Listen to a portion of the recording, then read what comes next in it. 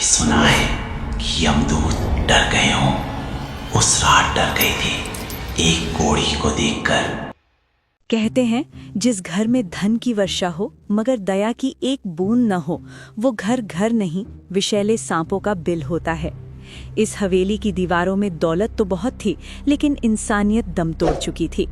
सेठ धनपत के पाप का घड़ा अब लबालब भर चुका था। बस छलकने के लिए एक आखिरी गुनाह की देर थी। थू थू आह! अरे ओ रामू के बच्चे, ये क्या भरकर लाया है तू? मेरा गला जल गया। मालिक, कसम भगवान की, ये तो शहर से मंगवाया हुआ शाही तंबाकू है। मैंने खुद गुलाब जल से इसे साफ किया था सरकार। जबान लड़ाता है 2 टके के नौकर। हरामखोर, तुझे मेरी नाक पर भरोसा नहीं है? मुझे बदबू आ रही है, मतलब बदबू आ रही है। ये तंबाकू नहीं, ऐसा लग रहा है जैसे किसी मरे हुए जानवर का मांस चल रहा हो। मुनीम, ओ मुनीम, कहाँ मर गया तू? जरा देख तो सही, कहीं आसपास कोई कुत्ता तो नहीं मर गया। मेरा कीमती समय, मेरा शाही मूड और मेरा हुक्का सब सत्यानाश कर दिया। मालिक, अनर्थ हो गया। कोई जानवर नहीं मरा। ये बदबू तो जानवर से भी बदतर चीज की है। वो देखिए, अपनी हवेली की तरफ कौन आ रहा है? वो कोढ़ी दीनू। उसका पूरा शरीर सड़ा हुआ है मालिक। उसी के जख्मों की सड़ांध हवा के साथ उड़कर आपके हुक्के तक पहुंच गई। क्या? उस नीच की, उस कीड़े की इतनी हिम्मत? वो मेरी हवेली के सामने से गुजरा कैसे? उसकी गंदी हवा ने मेरे धर्म को, मेरे घर को सब अपवित्र कर दिया। आज तो मैं उसकी चमड़ी उधेड़ कर उसमें भूसा भरवा दूंगा, ताकि इस गांव में दोबारा कोई कोढ़ी पैदा होने की हिम्मत न करे। ओ कालिया, शेरा, कहाँ मर गए सबके सब? पकड़ो उसे, जाने ना पाए वो जिंदा। उस दिन सूरज आग नहीं नफरत बरसा रहा था। एक तरफ हवेली में दूध और शरबत बह रहा था और दूसरी तरफ सड़क पर एक बूंद पानी के लिए इंसानियत एड़ियां रगड़ रही थी। हे मालिक, 2 दिन बीत गए, कंठ गीला नहीं हुआ। ऐसा लग रहा है जैसे गले में कांटे उगाए हैं। शरीर साथ छोड़ रहा है। अगर आज पानी नहीं मिला तो ये दीनू यहीं सड़क की धूल में दम तोड़ देगा। पानी, शीतल पानी, बस एक घूंट मिल जाए प्रभु, फिर चाहे प्राण ले लेना। ले पी ले पानी, अब चाट इसकी चढ़ को। साले कोढ़ी, तुझे पता नहीं सेठ जी का हुक्म है, तेरी मनहूस परछाई भी इस हवेली की चौखट पर नहीं पड़नी चाहिए। अरे भैया, ये क्या अनर्थ कर दिया? पानी तो धरती का था, उस पर तो जानवर का भी हक होता है। मैं तो बस अपनी आग बुझाना चाहता था, तुमने तो अमृत को धूल में मिला दिया। कालिया की उस दुत्कार और अपमान ने दीनू को वहां से भागने पर मजबूर कर दिया। प्यासा दीनू अपनी जान बचाकर तो निकल गया, लेकिन सेठ का क्रोध अभी शांत नहीं हुआ था। उसी शाम सूरज ढलते ही सेठ धनपत ने गांव में एक भरी पंचायत बुलाई, ताकि दीनू के खिलाफ एक कठोर फैसला लिया जा सके। तू हकों की बात करता है, 2 कौड़ी के भिखारी? अरे ओ नाली के कीड़े, तेरी औकात गटर में सड़ने की है और तू मेरे शाही मटके को हाथ लगाने चला था। जानते हो, इस मटके की कीमत तेरी पूरी सड़ी हुई जिंदगी से ज्यादा थी। तूने मेरा नुकसान कर दिया। माई बाप, गलती हो गई, मुझ अभागे पर दया करो। ये शरीर का रोग तो भगवान का दिया है मालिक, इसमें मेरा क्या कसूर? मैंने कौन सा अपराध किया है? पीछे हट, दूर रह मुझसे, मुझे छूना मत वरना मुझे गंगा नहाना पड़ेगा। तेरा कसूर ये है कि तू अभी तक जिंदा है, धरती का बोझ है तू। अरे गांव वालों, मुंह फाड़कर क्या देख रहे हो? ये कोढ़ी साक्षात पाप है, ये अपशकुन है। जिस दिन इसकी परछाई कुएं पर पड़ेगी, पूरा गांव प्यासा मरेगा, सूखा पड़ जाएगा तुम्हारे खेतों में। खत्म करो इस मुसीबत को, मारो इसे अभी के अभी। इतिहास गवाह है, जब कोई बड़ा आदमी झूठ बोलता है तो दुनिया उसे सत्य मान लेती है, और जब कोई गरीब अपना सच बताता है तो बदले में उसे सिर्फ पत्थर मिलते हैं। आज इंसानियत का कत्ल सरेआम होने वाला था। सोच क्या रहे हो? ये बीमारी छूत की है। अगर इसकी हवा भी तुम्हारे बच्चों को लग गई तो वो भी ऐसे ही सड़ सड़ कर मरेंगे। क्या तुम अपने बच्चों को बचाना नहीं चाहते? नहीं, हम अपने गांव को अपवित्र नहीं होने देंगे। निकल जाए यहाँ से पापी। राम, मत मारो भाई, मैंने किसी का क्या बिगाड़ा है? मैं तो खुद अपनी मौत का इंतजार कर रहा हूँ, मुझे जाने दो। मौत का इंतजार? तू तो यमराज को भी धोखा दे रहा है। मरता क्यों नहीं तू? मालिक, रोक लो इन्हें, मैं चला जाऊंगा, कसम से चला जाऊंगा। इंतजार क्यों करता है रे? आज हम तेरी मौत को खुद बुला लेते हैं। कालिया, ये रेंग रेंग कर बहुत दूर तक जाएगा और बीमारी फैलाएगा। इसकी दूसरी टांग भी तोड़ दे ताकि ये हिल भी ना सके। ले बेटा, अब तू रेंगना भी भूल जाएगा। माँ। बस बहुत हुआ नाटक। उठाओ इस कचरे को और शमशान के पास वाले गंदे नाले में फेंकाओ। चील कौवे खाएंगे तो गांव की सफाई हो जाएगी। चलो। पत्थर दिल पिघलते नहीं और मुर्दे कभी बोलते नहीं। दीनू को मरा हुआ समझकर दुनिया ने फेंक दिया, पर विधाता की पटकथा अभी बाकी थी। जब अपने पराये हो जाएं और शरीर दुश्मन बन जाए तो इंसान को शमशान की वो जलती आग भी जिंदगी की जलन से ज्यादा ठंडी लगने लगती है। दीनू को दुनिया ने कचरा समझकर फेंक दिया था, पर उसकी सांसें अभी भी चल रही थीं, शायद किसी और बड़े दर्द के लिए। पानी, मैं कहाँ हूँ? हाय राम, मेरा पैर, ओई माँ। हे विधाता, आखिर क्यों? क्या बिगाड़ा था मैंने तेरा? मैंने कभी किसी का बुरा नहीं चाहा, फिर ये सजा किस बात की? पिछले जन्म में कौन सा महापाप किया था मैंने, जिसकी सजा तू इस जन्म में मुझे किश्तों में दे रहा है? अगर मारना ही था तो माँ के पेट में ही मार देता। इस तरह तिल तिल करके क्यों मार रहा है? आखिरकार शरीर की पीड़ा और रूह के जख्मों से हार कर दीनू अपनी बची खुची ताकत समेटकर लड़खड़ाते हुए खड़ा हो गया। उसकी वीरान आंखों में अब जीने की उम्मीद नहीं, बल्कि मौत की तड़प थी। सामने बहती हुई गहरी नदी उसे अपनी आखिरी मंजिल दिखाई दे रही थी, जहां वो अपने सारे दुखों को हमेशा के लिए डुबो देना चाहता था।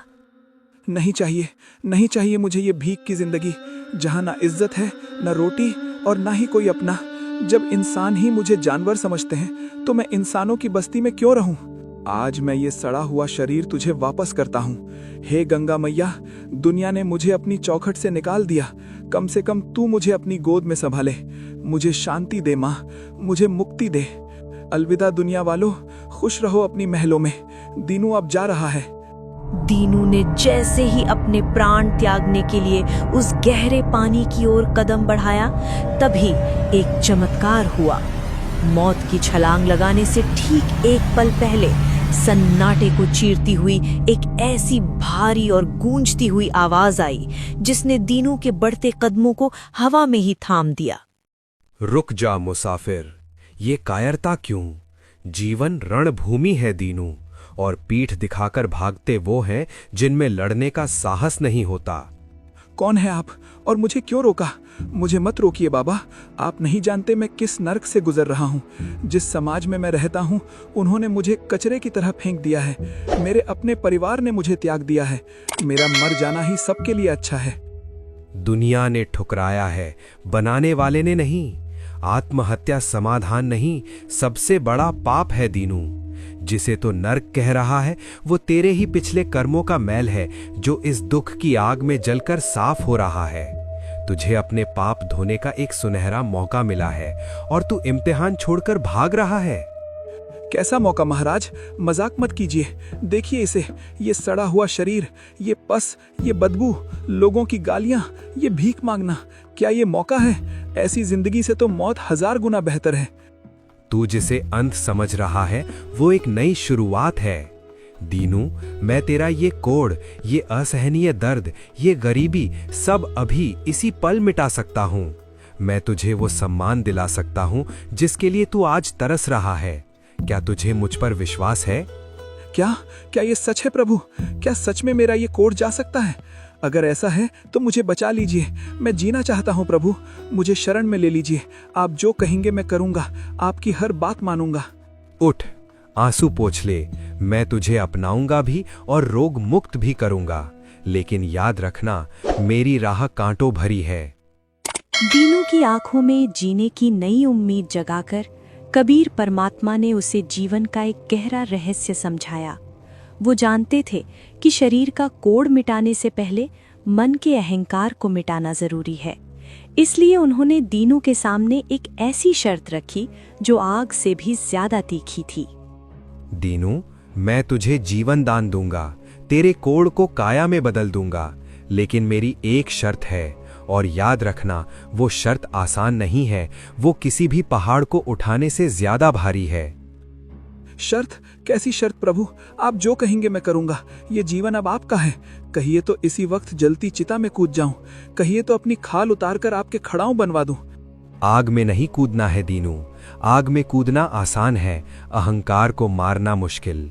तुझे अभी इसी वक्त वापस जाना होगा उसी हवेली में, और तुझे उस सेठ धनपत के पैर दबाने होंगे जिसने तुझे आज पत्थरों से मरवाया है और जानवर की तरह गांव से फेंकवाया है। ये आप क्या कह रहे हैं महाराज? उसी सेठ के पास? नहीं प्रभु, असंभव। वो इंसान नहीं, वो शैतान है। उसकी आंखों में मेरे लिए सिर्फ नफरत है। उसने पूरे गांव के सामने कसम खाई है कि अगर मैं दोबारा दिखा तो मुझे जिंदा जला देगा। आप मुझे जीवन दान देने की बात कर रहे हैं और भेज मुझे शेर के मुंह में रहे हैं। मैं वहां गया तो मेरी हड्डियां भी नहीं मिलेंगी। लोहे को लोहा ही काटता है दीनू, और जहर को जहर ही मारता है। तेरा इलाज किसी वैद्य के पास नहीं, तेरे उस दुश्मन के पास ही है। जब तू अपने दुश्मन के पैर छुएगा तब तेरा अहंकार और तेरा रोग दोनों भस्म हो जाएंगे। परंतु प्रभु, वो मुझे देखते ही मार डालेगा। विश्वास रख, वहां तेरी जान को सेठ से कोई खतरा नहीं है, बल्कि आज रात सेठ की जान को खतरा है। उसे तेरी जरूरत है। जा, मेरी आज्ञा का पालन कर। जाको राखे साइयां, मार सके न कोए, बाल न बांका करी सके, जो जग बैरी होए। गुरु के वचनों में वो शक्ति थी जिसने दीनू के डर को विश्वास में बदल दिया। मौत के मुंह में वापस जाना आसान नहीं था, लेकिन अपने प्रभु की आज्ञा को शिरोधार्य कर दीनू ने अपने कांपते कदमों को संभाला और अंधेरे में उसी हवेली की ओर चल पड़ा। हे कबीर साहब, आपकी आज्ञा मानकर आ तो गया, पर ये शरीर साथ नहीं दे रहा। पैर ऐसे कांप रहे हैं जैसे अभी जान निकल जाएगी। अगर पहरेदारों ने देख लिया या उन लठैतों नजर पड़ गई तो इस बार वो मुझे लाठियों से नहीं, सीधा तलवार से काट डालेंगे। बच गया, कोई नहीं है। अजीब बात है, इस हवेली में तो हमेशा शोर शराबा रहता था, आज यहाँ शमशान जैसा सन्नाटा क्यों है? पहरेदार भी दिखाई नहीं दे रहे। क्या सब सो गए हैं? अरे ये क्या, पूरा घर खाली पड़ा है और सेठ जी के कमरे में सिर्फ एक टिमटिमाता हुआ दिया जल रहा है। और ये कैसी अजीब आवाजें आ रही हैं, जैसे कोई बुरी तरह रो रहा हो या तड़प रहा हो। ओई, माँ मर गया, कोई तो आओ। ये तो सेठ की आवाज है, लेकिन ये तो शेर की तरह दहाड़ता था, आज बिल्ली की तरह क्यों रो रहा है? कहते हैं जब पाप का उदय होता है तो रेशम के गद्दे भी कांटों की तरह चुभने लगते हैं। जिस सेठ की एक हल्की सी खांसी पर 10 नौकर दौड़ पड़ते थे, आज उसकी चीखें सुनने वाला इस विशाल हवेली में कोई नहीं था। सारे बड़े वैद्य, हकीम और डॉक्टर अपनी दवाइयां समेटकर हार मानकर जा चुके थे, क्योंकि ये बीमारी शरीर की नहीं, कर्मों की थी। मर गया रे, कोई है? अरे कहाँ मर गए सबके सब? पानी लाओ, बर्फ लाओ, मेरे पैरों में आग लग गई है, कोई तो बुझाओ इस आग को। जल रहा है, सब जल रहा है। हे भगवान, ये कैसी सजा है? मेरी सारी दौलत ले लो, मेरा सब कुछ ले लो, बस मुझे इस जलन से मुक्ति दे दो। माँ, कोई तो बचाओ। हे कबीर साहब, ये मैं क्या देख रहा हूँ? ये तो तड़प रहा है, वही पैर जिसने आज दोपहर मुझे ठोकर मारी थी। आज वो पैर अंगारों की तरह जल रहे हैं। कैसा न्याय है ये? जिसने मुझे दर्द दिया, आज वो खुद दर्द का गुलाम बन गया है। नहीं नहीं, मुझे मत मारो, दूर रहो मुझसे। ये हवा में किससे बातें कर रहे हैं? यहाँ तो कोई नहीं है। दीनू जिसे सेठ का वहम समझ रहा था, दरअसल वो मौत की दस्तक थी। हवाओं का रुख बदला और कमरे में अचानक हड्डियों को जमा देने वाली ठंडक फैल गई। उसी पल अंधकार गहराया और सेठ के सामने साक्षात यमदूत प्रकट हो गए। अरे अचानक इतनी ठंड क्यों हो गई? अभी तो पसीना आ रहा था, अब खून जम रहा है। समय समाप्त हुआ धनपत, बहुत पाप किए तूने, निर्दोषों को सताया, गरीबों का हक मारा। अब तेरा घड़ा भर चुका है, तैयार हो जा, तुझे बालों से पकड़कर घसीटते हुए यमलोक ले जाएंगे। नहीं, दूर रहो, मुझे मत ले जाओ, बचाओ। ठहर जा मित्र, इतनी जल्दी क्या है? अभी इसके प्राण कंठ में अटके हैं, अभी इसे थोड़ा और तड़पने दे। जब ये पानी पानी चिल्लाते हुए दम तोड़ेगा, तब इसकी आत्मा को खींचने का असली आनंद आएगा। हे भगवान, हे परमात्मा, ये कोई वहम नहीं, ये तो साक्षात यमराज के दूत हैं। काल खुद यहाँ खड़ा है। अगर मैं वहां गया और मैंने सेठ को छूने की कोशिश की तो ये राक्षस मुझे साथ ले जाएंगे। इन्हें लगेगा मैं सेठ का साथी हूँ। मुझे भाग जाना चाहिए, अभी के अभी। बाबा ने ये कहाँ फंसा दिया? जान बचाने के चक्कर में मैं तो मौत के अड्डे पर आ गया। भाग दीनू, अपनी जान बचा। भाग मत दीनू, यही तेरा इम्तिहान है और यही तेरी मुक्ति का द्वार है। मुक्ति नहीं, ये मौत का द्वार है प्रभु। वहां यमदूत हैं, वो मुझे खींच ले जाएंगे। यमदूत सिर्फ उसे छू सकते हैं जिसका रक्षा कवच कमजोर हो। तू भूल गया, जाको राखे साइयां मार सके न कोई। दीनू, दुनिया ने तुझे कांटे चुभाए हैं, पर तू उन कांटों के बदले फूल बो। बदला मत ले, बदलाव ला। जा, अपना हाथ उस पापी के जलते हुए पैरों पर रख। तेरी भक्ति ही आज इसकी ढाल है। क्षमा करें प्रभु, मैं डर गया था। मैं भूल गया था कि आप मेरे साथ हैं। आपकी आज्ञा सिर आंखों पर। अब जो होगा वो आपकी मर्जी। अरे, ये तुच्छ प्राणी कौन है? इसे हमारा भय नहीं। मूर्ख, वापस जा। अपनी मौत के पास क्यों आ रहा है? मेरे गुरु मेरे साथ हैं, मेरे गुरु मेरे साथ हैं। हे मेरे मालिक, तेरा नाम लेकर हाथ बढ़ा रहा हूँ। अगर जल गया तो तेरी मर्जी, और बच गया तो तेरी रहमत। जय कबीर साहब। अरे, ये आग मुझे जला क्यों नहीं रही? मेरे हाथों में तो बर्फ जैसी ठंडक लग रही है। कितना सुकून। माँ, क्या तुम हो माँ? बहुत देर कर दी तुमके। मैं कब से जल रहा था। तुम्हारे हाथ कितने ठंडे हैं माँ, मुझे छोड़कर मत जाना। नहीं सेठ जी, मैं आपकी माँ नहीं हूँ। मैं तो वही अछूत हूँ जिसे आपने दुत्कारा था। लेकिन आज मेरा मन कह रहा है कि आप बुरे नहीं हैं, आपका वक्त बुरा था। सो जाइए, मैं यही हूँ। हट जाओ तुच्छ प्राणी, हमें अपना काम करने दे। पीछे हटो, ये साधारण सेवा नहीं है। इसके हाथों में तो संजीवनी शक्ति आ गई है। हम इसके रहते सेठ को छू भी नहीं सकते। उधर पृथ्वी पर एक कोढ़ी की सेवा इतिहास बदल रही थी और इधर यमलोक का पूरा सिस्टम हिल चुका था। मृत्यु के देवता का गणित आज पहली बार फेल हो रहा था। चित्रगुप्त, पृथ्वी से हमारा संपर्क क्यों टूट गया? हमारे दूत खाली हाथ क्यों खड़े हैं? सेठ धनपत की आत्मा अभी तक यहाँ क्यों नहीं आई? वहाँ नीचे कुंभी पाक नरक की तेल वाली कढ़ाई ठंडी हो रही है और मुझे इंतजार पसंद नहीं है। क्षमा करें महाराज, क्षमा करें। मुझे खुद कुछ समझ नहीं आ रहा। यमलोक का पूरा सर्वर, मेरा मतलब है पूरा सिस्टम हैंग हो गया है। ये देखिए, 5 मिनट पहले तक सेठ धनपत का पाप का घड़ा 100% भरा हुआ था, ओवरफ्लो हो रहा था। नियम के अनुसार उसे अभी तक तेल में तला जाना चाहिए था। उसका नरक का टिकट कंफर्म था, लेकिन अचानक गणित बदल गया। लेकिन क्या? पहेलियां मत बुझाओ चित्रगुप्त। मृत्यु के विधान में कोई लेकिन नहीं होता। साफ साफ बताओ। महाराज, अनर्थ हो गया। अचानक सेठ के पुण्य का मीटर किसी रॉकेट की तरह ऊपर भाग रहा है। 0, 10, 50, 100, 1000, ये तो रुक ही नहीं रहा। असंभव, सर्वथा असंभव। मैंने युगों युगों से पापियों का लेखा जोखा देखा है चित्रगुप्त, पर ऐसा चमत्कार कभी नहीं देखा। ये देखो, इसका पुण्य का ग्राफ तो हिमालय से भी ऊपर जा रहा है। अश्वमेघ यज्ञ से भी ज्यादा पुण्य, 1000 गायों के गुप्त दान से भी ज्यादा फल। आखिर इस पापी सेठ ने पिछले 10 मिनट में ऐसा क्या कर दिया? क्या इसने अपनी सारी संपत्ति दान कर दी या इसने जल समाधि ले ली? नहीं महाराज, इसने ना कोई यज्ञ किया ना कोई दान। ये तो अभी भी बेहोश पड़ा है। मुझे कारण दिखाई दे रहा है प्रभु, सत्य सामने आ गया है। महाराज, पृथ्वी पर इस समय स्वयं कबीर परमेश्वर का एक परम भक्त उस सेठ के पास बैठा है। वो भक्त जिसे इस सेठ ने ठुकराया था, वही भक्त आज बिना किसी स्वार्थ के अपनी जान जोखिम में डालकर इस पापी के जलते हुए पैरों की सेवा कर रहा है। कबीर साहिब का भक्त?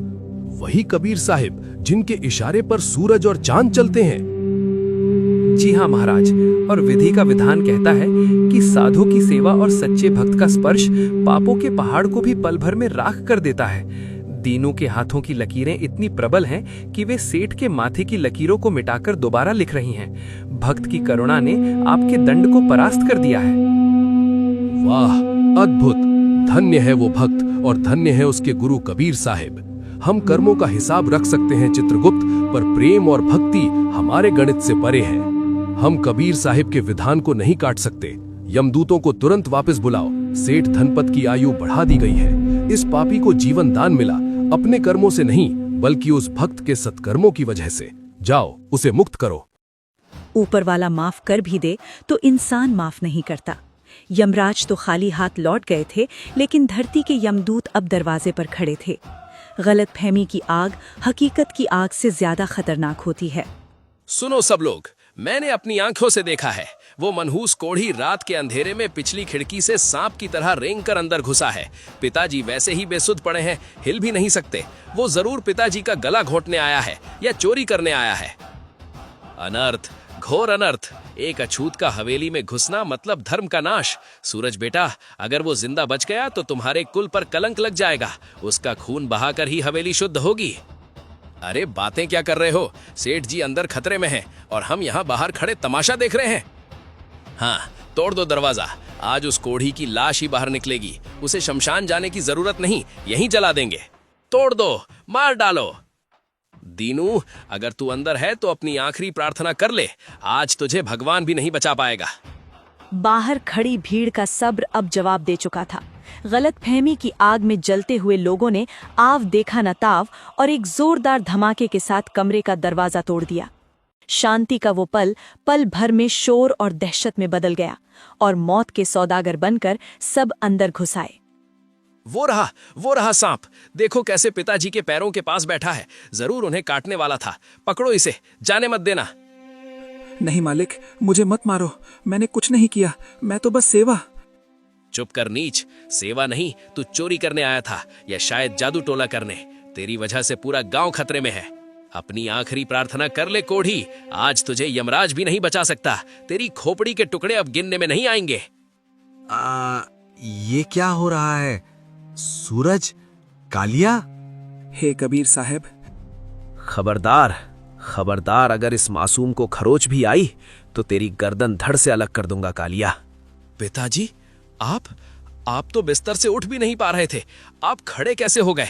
हट जाइए पिताजी, ये कोढ़ी है, ये अछूत है। इसने आपको छू लिया है। आपका धर्म भ्रष्ट हो गया।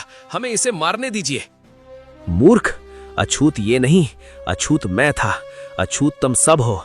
जिनकी सोच में कीड़े पड़े हों वो होते हैं असली अछूत। ये तो देवता है। पर सेठ जी, ये जात का नीच है। चुप, एकदम चुप। जात की बात मत करना पंडित। जब मैं पूरी रात आग में जल रहा था तब तुम सब कहाँ थे? कहाँ थे मेरे रिश्तेदार? कहाँ था मेरा बेटा?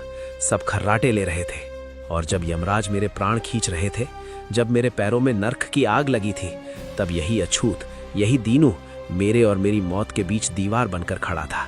इसने अपने जख्मी हाथों से मेरी आग बुझाई है। मैंने अपनी बंद आंखों से सब देखा है। इसके स्पर्श ने यमदूतों को भगा दिया। ये कोढ़ी नहीं, ये कबीर साहब का भेजा हुआ रक्षक है। आज से अगर किसी ने इसे अछूत कहा तो उससे बुरा कोई नहीं होगा। मैं तो एक तुच्छ कोढ़ी हूँ सरकार, आप पाप के भागी मत बनिए। नहीं दीनू, मुझे मत रोक। पाप तो मैंने किया था, तुझे इंसान न समझकर। मुझे माफ कर दे भाई। मैंने तुझे जानवर समझा, गालियां दी, मरवाया, पर तू तो भगवान का भेजा फरिश्ता निकला। मैं अपनी दौलत से दुनिया की हर चीज खरीद सका, पर तेरी जैसी भक्ति और त्याग नहीं खरीद सका। मेरा सोना चांदी सब मिट्टी है तेरे आगे। आज मुझे अपने अमीर होने पर शर्म आ रही है और तेरे गरीब होने पर रश्क हो रहा है। ला, तेरे ये जख्म मुझे साफ करने दे। शायद इसी से मेरे मन का मैल धुल जाए। हे भगवान, देखो वो रोशनी क्या है? ये मेरा शरीर है। कबीर साहब, मेरे मालिक, आपने अपना वादा पूरा किया प्रभु। आपने कोयले को हीरा बना दिया प्रभु। चमत्कार, साक्षात चमत्कार। धन्य हो, आज मेरी हवेली तीर्थ बन गई। उस दिन हवेली में सिर्फ दीनू का कोढ़ नहीं मिटा, बल्कि सेठ के मन का कोढ़ भी हमेशा के लिए मिट गया। सच ही कहा है कबीर साहिब ने, जाति न पूछो साधु की, पूछ लीजिए ज्ञान। जिसे दुनिया ने ठुकराया, उसे मेरे भगवान ने सबसे ऊंचा उठाया।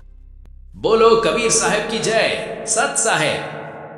कमेंट में अपना जवाब जरूर लिखें और बताएं, अगर आप दीनू की जगह होते तो क्या आप अपने सबसे बड़े दुश्मन की सेवा कर पाते? अगर दीनू का दर्द और उसकी भक्ति आपको महसूस हुई हो तो वीडियो को लाइक जरूर करें। ऐसी ही भावनात्मक और सच्ची कथाओं के लिए